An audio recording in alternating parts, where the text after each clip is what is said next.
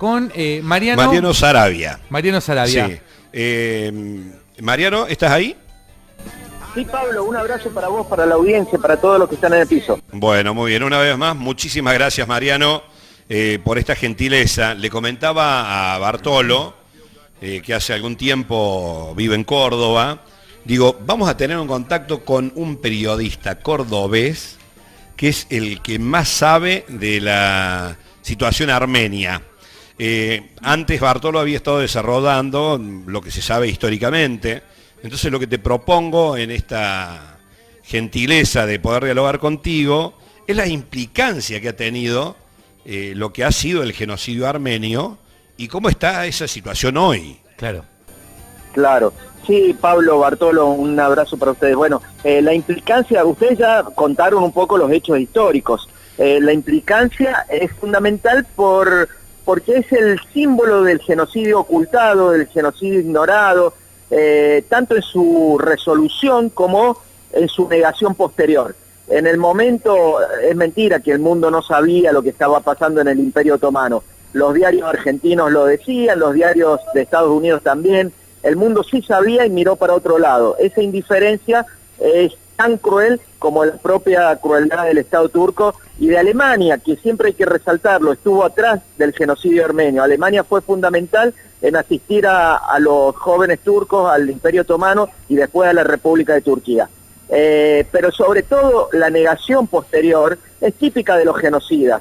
Los genocidas siempre van a decir que hubo excesos de ambos lados, que hubo menos víctimas de las que se dice. Eso lo escuchamos en Argentina cuando dicen que no hay 30.000 desaparecidos, sino que hay 9.000 o 10.000. Sí, que están de vacaciones en Europa también, si no dicen. Exactamente. Entonces, el negacionismo es parte constitutiva del genocidio. Y ese negacionismo, esa impunidad de los genocidas fue la que garantizó otro genocidio. Hitler, antes de invadir Polonia, le decía a sus soldados, no se preocupen por lo que pueda pasar. Total, ¿quién recuerda hoy la matanza de los armenios? Claro. Y eso, extendelo, Pablo, Bartolo, en el tiempo, llega hasta hoy, ¿no es cierto? La verdad que tenemos un nunca más bobo, que lo repetimos como loritos, pero que no nos lo creemos, porque siempre más, y todo el tiempo está pasando esto, lamentablemente. Hoy podemos decir que en Libia, en Siria, en Myanmar está pasando esto, en Palestina está pasando esto. Entonces, por un lado, la lucha del pueblo armenio por el reconocimiento del genocidio es fundamental, y sin embargo el mundo no lo reconoce, menos Turquía, y por otro lado me parece que sirve para alertar de que ningún pueblo está vacunado contra el genocidio, ni contra la posibilidad de ser víctima, ni tampoco contra la posibilidad de ser victimario. Tenemos en la cabeza algunas ideas muy peligrosas hoy en Argentina, en Córdoba, en Río Tercero, en Calamuchita, en todos lados, donde está la semilla del genocidio, creo. A ver, concretamente... Concretamente cuando alguien habla de negros de mierda, cuando alguien dice que un sector de la población no tiene arreglo, ¿qué está queriendo decir con eso? Cuando alguien te dice vos no existís, ¿qué te está queriendo decir? Digamos, ahí hay como un germen de la intolerancia que después, dadas las circunstancias, en determinado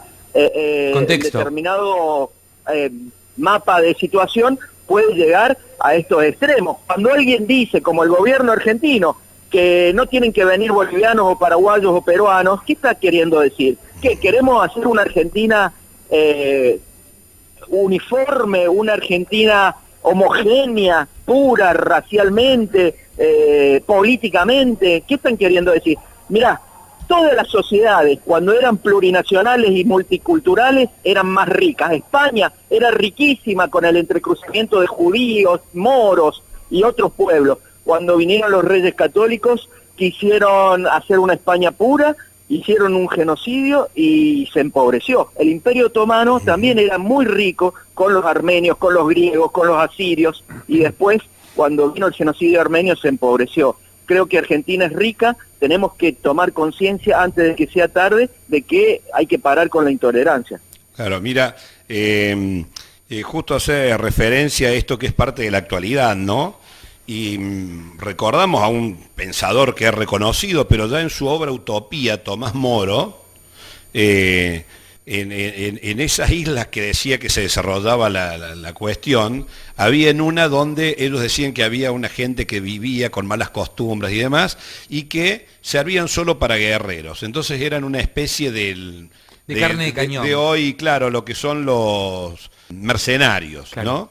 Y en un momento Claro. dice, desarrolla una idea así como que, bueno, en definitiva son tan así, con costumbres que no como la nuestra, y tan guerreros que van para cualquier lado, que hasta son capaces de pelearse entre ellos y si desaparecen no sería un problema, ¿no? Claro.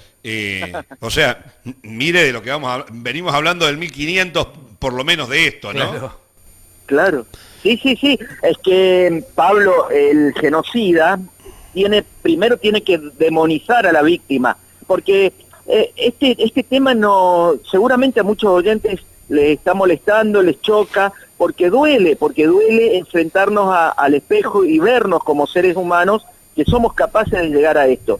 Por ahí es más tranquilizador de la conciencia decir que hubo 3 o 4 personas muy malas, muy crueles, que cometieron un genocidio. Nos quedamos con Videla, Menéndez y 2 o 3 más, con Hitler y 2 o 3 más, o con los jóvenes turcos. Pero en realidad es mucho más complejo y más doloroso cuando vemos que la sociedad avala estas cosas. Entonces, primero, como decimos, como el ejemplo que acaba de poner, que es perfecto, hay que demonizar a la víctima. No podés decir que vas a matar a 1,5 millones de seres humanos. Vos Claro. tenés que decir que en realidad son traidores, que son el mal de la sociedad, que son avaros, que son usureros, etcétera, etcétera. Sarmiento, ¿qué nos decía?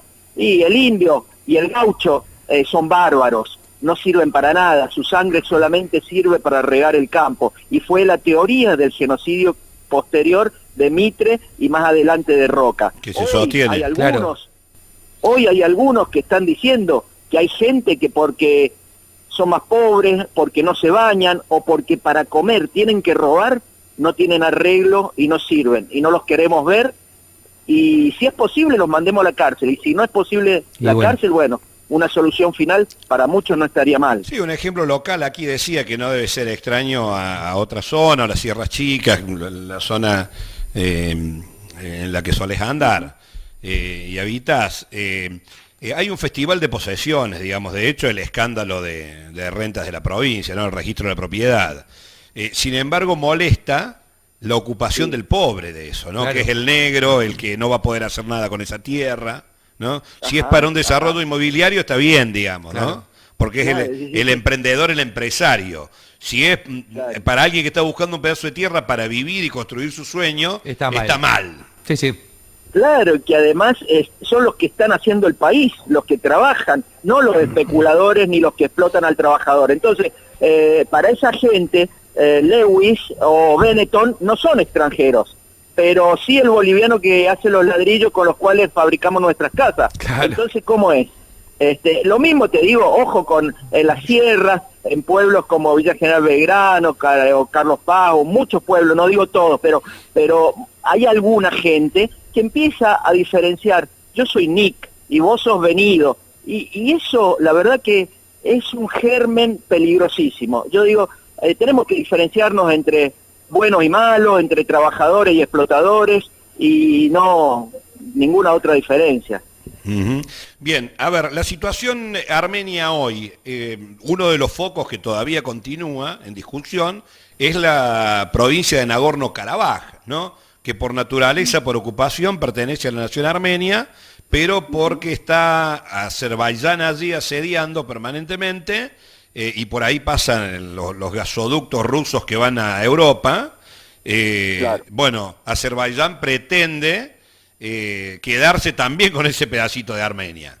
Sí, sí, esto es un problema heredado de la época de la Unión Soviética y sobre todo de Stalin. Stalin tuvo muchas, bueno, esto seguramente es polémico, pero Stalin para mí tuvo muchos errores muy gruesos. Stalin también fue responsable de otro genocidio que fue el de ucranianos, Claro, ¿no? Claro, sí, sí. sí. y entre otras cosas lo que hizo Stalin fue medio desde el marxismo mal entendido, jugar a ser Dios, ¿no? Y trasladar poblaciones enteras de azeríes, que son los de Azerbaiyán, para un lado, de armenios para el otro lado, georgianos, etcétera, etcétera, con el afán, con la intención loca de borrar las nacionalidades, las tradiciones populares y culturales y crear un nuevo hombre soviético que fuera uniforme. Otra vez la homogeneidad, ¿no es cierto? Desde otro punto de vista ideológico, pero lo mismo. Y esas locuras explotaron en los últimos 20 años, después de la disolución de la Unión Soviética, y ya hubo una guerra en el 94 entre Armenia y Azerbaiyán por Nagorno-Karabaj. Hoy, como decís vos, es un territorio de armenios, es una república no reconocida por nadie, solamente por Armenia, y hay una guerra en estado latente permanente. Claro. Bien.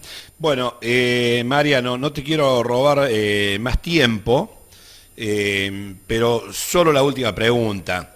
¿Sí? Has estado en Armenia y decías también que hay hasta, lamentablemente, estas cosas juegan también como una negación para algunos armenios, ¿no? Como para decir, bueno, es tanta la estigmatización que hacia algunos es mejor no decir nada, no hagan olas, ¿no? Y están los otros que hacen un culto de todo, de todo lo que lo ha constituido como nación, cosas en común, y ese querer volver al Ararat, digamos que el cerro histórico y mítico armenio, y que está del otro lado ahora, ¿no?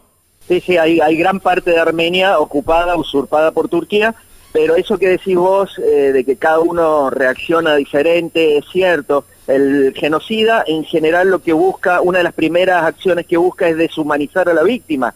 Eso ha pasado siempre, ¿no es cierto?, con los judíos en el Holocausto también, acá, durante los 70 también, se logra con la tortura quebrar a la víctima y después que no ponga ninguna resistencia, que se termine peleando por un pedazo de pan con el otro preso, deshumanizarlo, volverlo bestia, ¿no? En ese sentido, cuando pasa el genocidio y los que sobreviven quedan con heridas terribles, sobre todo psicológicas, hay algunos que pueden aferrarse a la memoria, a la verdad, la justicia, a la lucha, y hay otros que bajan una persiana y no quieren hablar de nada. Te doy un ejemplo muy breve, sé que no tenés mucho tiempo, pero hay abuelas que hay abuelas armenias, que ahora ya están muriendo por una cuestión biológica, que tenían tatuajes y que nadie entendía qué eran esos tatuajes.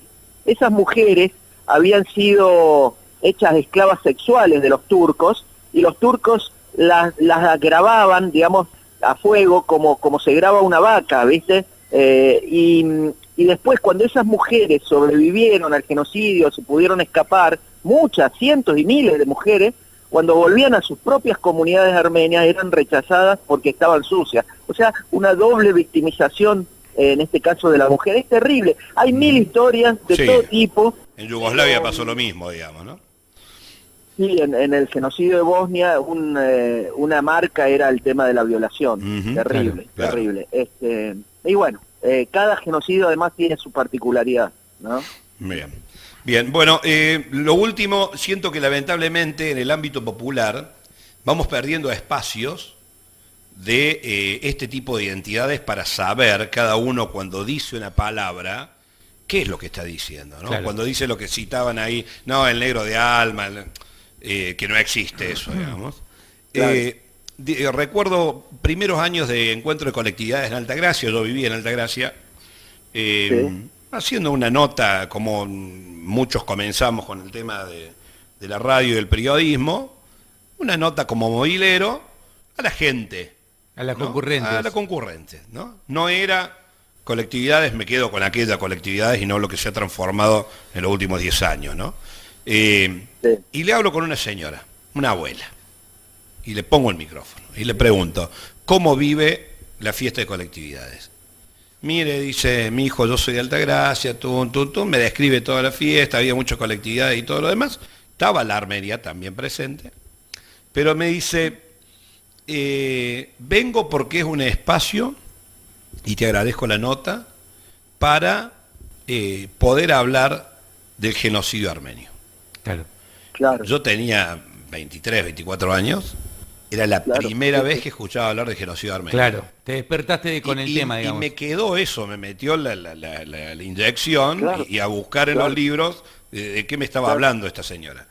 Claro. Lamentablemente, había otros espacios también populares que se generan, que nacen con una idea, y después el marketing hace que cada festival de cada pueblo se parezca cada vez más al del otro, ¿no?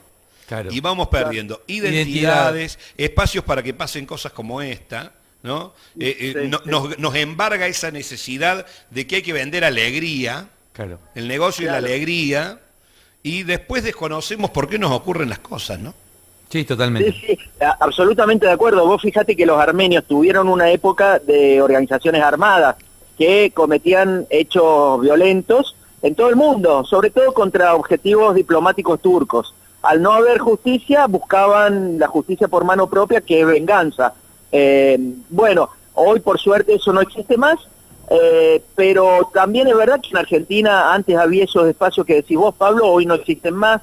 Y hay que pensar en todas las víctimas de genocidios aquí en Argentina que todavía sufren el ninguneo, el ocultamiento, porque Argentina hizo algo muy bueno con respecto al genocidio de los 70, hay más de 500 genocidas condenados, pero nosotros nunca reconocimos, ni siquiera hablamos del genocidio de los afroamericanos, de los pueblos originarios, no sabemos qué es Napalpí, que es Rincón Bomba, no hablamos de la Semana Trágica, que estamos cumpliendo 100 años de la Semana Trágica, que en una semana la policía de Buenos Aires exterminó a 700 obreros de la Patagonia Rebelde, de la Forestal.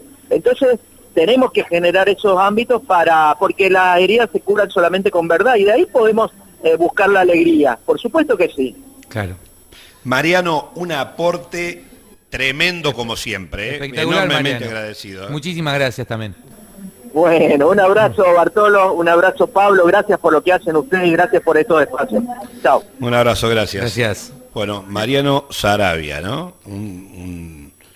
Toma o déjalo, ¿no? Pero es un primera línea que gentilmente tratamos de molestarlo poco, digamos. Claro ¿no? que sí, pero no, Pero- un gran análisis en muy poco tiempo, lamentablemente no tenemos mucho tiempo, pero coincido con todo lo que comentaba recién Mariano. Deberíamos mirar también un poco más a nosotros, a nuestro ADN y los genocidios que tuvimos aquí en la Argentina y tratarlos y charlarlos para que los chicos, las generaciones más jóvenes, entiendan que pasaron esas cosas también acá en nuestro territorio, y aprendamos de eso para en pos de saber y conocer la verdad buscar, como bien decía Mariano, la alegría, ¿no?